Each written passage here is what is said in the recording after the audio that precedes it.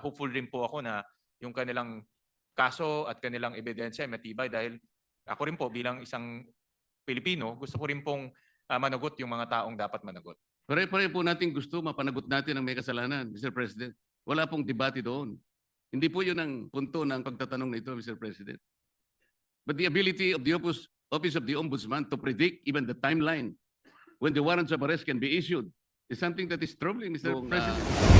Memorandum na kung saan ay yung timeline na naman po ang pinag-uusapan dito eh. Bakit naman 10 araw bago lahat ng complaints na ipinail sa opisina ng Ombudsman within 10 days prior to the issuance of that memorandum ay maandakit?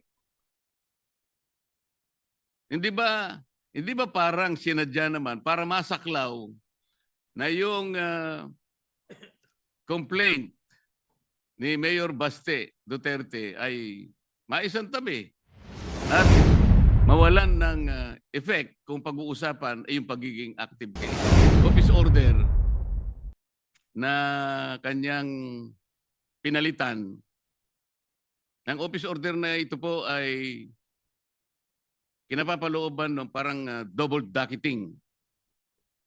Ngayon, nung siya po ay acting na ombudsman, inalis niya po yung dating memorandum order requiring double docketing. At siya ay gumawa ng isang parang office memo or memorandum na doon po ay pinalitan niya yung office order at may kalaki pa pong isang directive na lahat ng mga complaints, lahat ng asunto, lahat ng habla, administrative man yan, criminal o kahit ano yan, na napapaloob 10 araw bago maging effective yung kanyang order which was issued on September 17, 2025 ay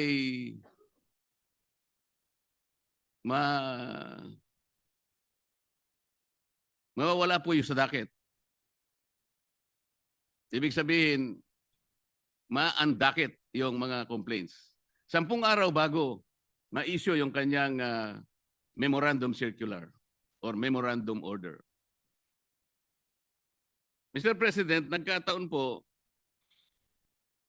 kung di ako nagkakamali, September 15 yata, ay nag-file ng complaint sa maraming opisyalis ng ating pamahalaan. Kasama po yata si noon ay dating Secretary of Justice, aking kaibigan. Sa makatid, napaloob po siya doon sa 10 araw na siya sinasabi doon sa kanyang directive na mawawala po yung docket. Ang ibig sabihin po noon, Mr. President, pag nawala yung docket number, hindi na siya magiging active case kung hindi siya ay malalagay sa kategoriyaan na mga cases under evaluation. Ibig sabihin, Mr. President, wala pang active case, wala pang kaso. Sapagkat nawala ng visa yung naunang office order ng dating Ombudsman Samuel Martires. Yun po ang naging daan, Mr. President, kung kaya nakapag-issue ng clearance ang opisina ng Ombudsman. At dahil nga po, mistulang walang kaso laban sa aking kaibigan, nasama siya doon sa shortlist na pagpipilian ng ating Pangulo na susunod na Ombudsman ng ating bansa. Mr. President, wala bang yung pangyayaring yun ay is there something much to be desired in the entire process, Mr. President? Parang ang nangyari, nakagawa ng gano'n yung overall ombudsman nang hindi naman maliwanag what is the visible public service na pwedeng nakamit ng ating mamamayan doon sa ginawa niyang pagpapalit ng office order. Hindi kaya lang ginawa yon para mapagbigyan ang aplikasyon ng aking kaibigan at makakuha siya ng clearance upang sa ganon eventually he will be included in the shortlist to be submitted to the Office of the President, makasama sa pagpipilian bilang ombudsman. Yun po yung aking gustong malaman, Mr. President.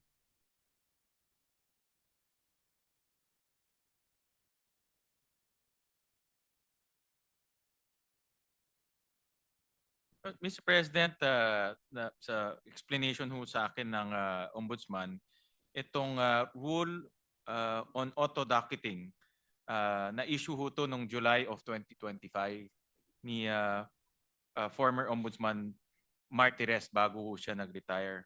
At nakita ho nila na hindi to dumaan sa tamang proseso. It was found not to be properly published. So hindi ho na-publish ng maigi. So binalik ho to ni overall Deputy Ombudsman Vargas at binalik ho doon sa original na proseso ho nila dahil itong auto-docketing sa tingin ho nila ay prone to abuse at pwede pong magkaroon ng mga problema sa mga darating. So binalik ho nila sa dati pong proseso. Hindi po ba ang dapat na ginawa, Mr. President, pinablish na lang? Kung yun po ang pinakamagandang remedyo, publication lang naman pala ang kailangan. Eh di sana nung makita po na unpublished, kung totoo man na hindi na-publish, ipapublish lang, hindi po ba? Hindi yung totally gagawa ng isa pang panibagong memorandum na kung saan ay yung timeline na naman po ang pinag-uusapan dito.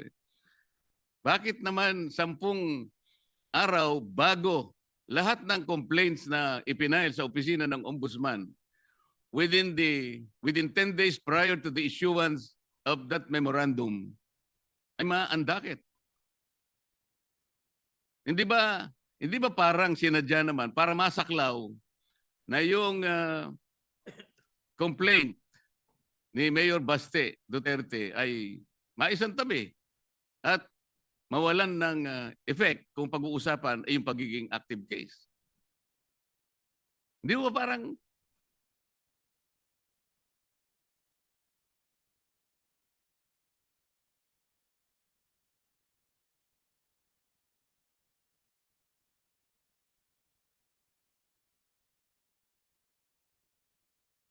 Nung naging acting po si overall Deputy Ombudsman, pinag-aralan ho nila mabuti itong auto-docketing at nakita ho nila na prone to abuse ho to dahil pag file mo, docketed na ho kaagad without any analysis.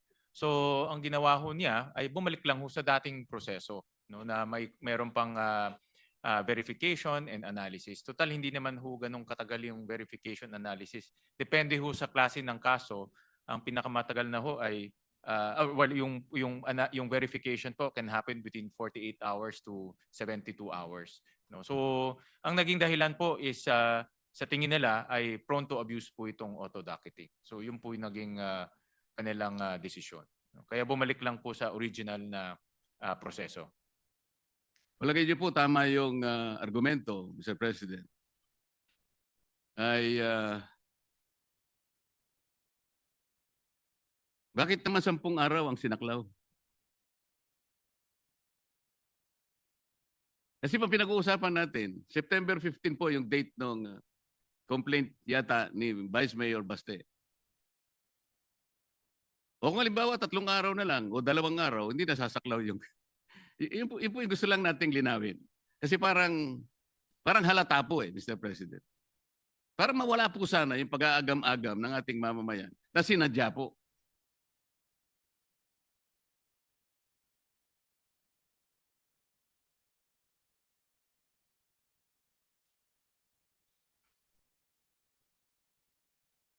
But yun po yung naging decision nung acting ombudsman at that time dahil yun na nga sa kanyang pagtingin ay ito po ay baka maabuso dahil nga pag-file niyo ho diretso docket na ho kaagad at hindi bine-verify kung yung fina-file po tama o hindi. Prone to harassment rin ho dahil nga alam naman ho natin sa politika kung mayroon kang kagalit, file ka lang tapos ibubulgar ho, mayroon ng ombudsman case. No? So, binalik lang po sa dating proseso. Hindi na ho, dahil sa kanilang pag-aanalisa, ito po yung pinaka maayos at hindi po maaabuso na proseso. So yun lang po ang ginawa ho nung dating ombudsman. Yung acting ombudsman in particular. Sana nga po hindi na-abuse ang proseso, pero hindi po malinaw na ganun ang nangyari. Halimbawa, isa pa po, yung complaints po na ipinail sa ombudsman may kinalaman po sa mga opisyalis ng Department of Public Works. Ang date po nun ay September 11. Nasama po sa 10 araw prior to the effectivity of that memorandum circular issued by the overall Deputy Ombudsman. Ngayon, kung di po ako nagkakamali, 15 sa 18 ipinaghabla na opisyal ng DPWH, na preventive suspension, na suspindi po base po sa complaint na ipinail.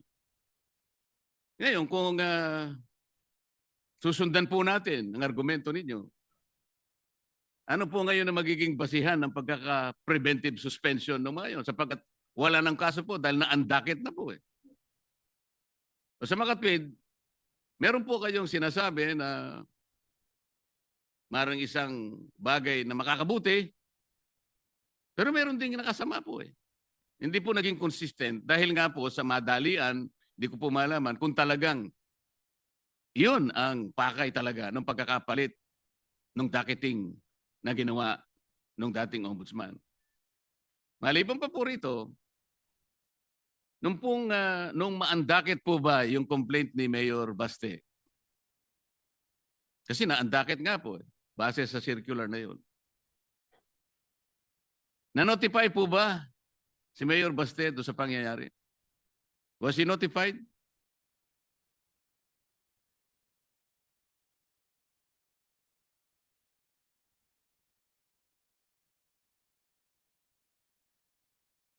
Maraming salamat po sa tanong, Senator Marcoleta. Andito po yung ating ombudsman at nakikinig ho siya sa inyong mga suhestyon, lalo na doon sa mga bagay na sa tingin nyo ay hindi ho malinaw o pwede pong magdulot ng kaguluhan sa isip ng taong bayan. At siya naman po ay bukas yung kanyang isip para po maayos itong mga proseso na ito. Ngayon, in relation doon po sa inyong tanong,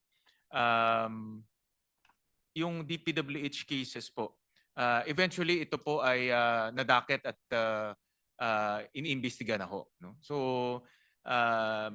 itong mga final po na cases ay ngayon ay inimbestiga na at iniimbestigahan na at eventually po ay magpa-file na rin ho sila ng mga kaso sa sandigan.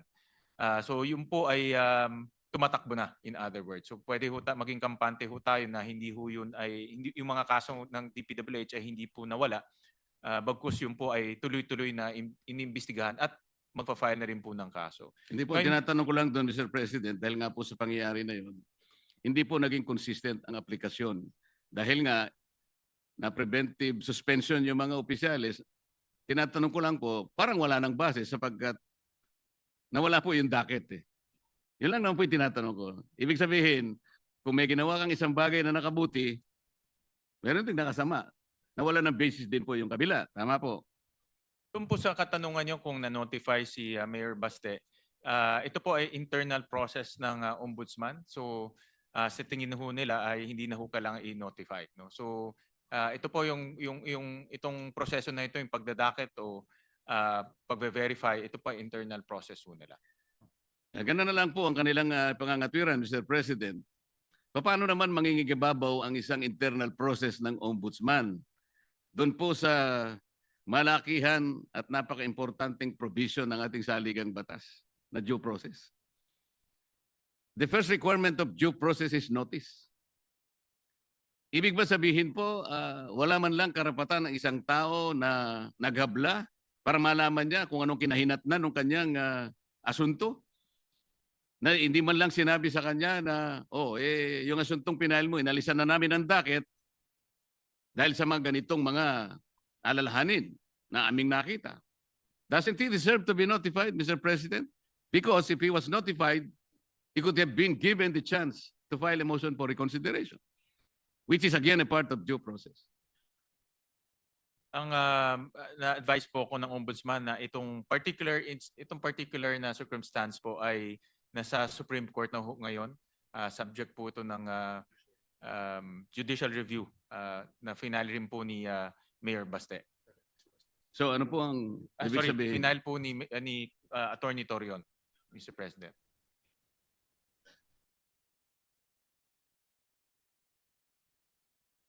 So ito po ay under the judicial review po ng Supreme Court. Oo nga Itong po. circumstances po. Oo nga po, pero hindi nasasagot yung tinatanong ko po. Very simple lang po eh. Yung pangangailangan ng isang taong ma-notify man lang kung ano ang kinahinatnan ng kanyang inihabla. Nung habla niya, isang bagay na karapatan ng bawat isa. Yun po ay isang requirement ng due process. Ma-notify ka lang.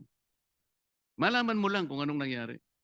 Dahil po ba, kapag ni-notify nyo siya, that will trigger the filing of a motion for reconsideration.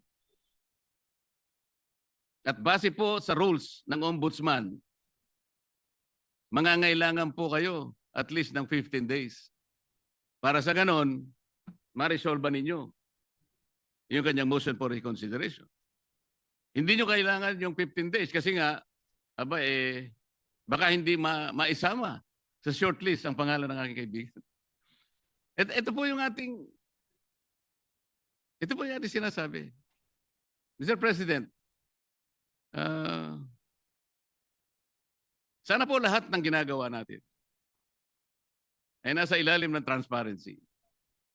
Ito po ang pinakamabuting magagawa natin sa ating bansa, lalo na ngayon na maraming tao po ang nalulungkot, baka hindi lang nalulungkot, nagagalit sa mga nangyayari.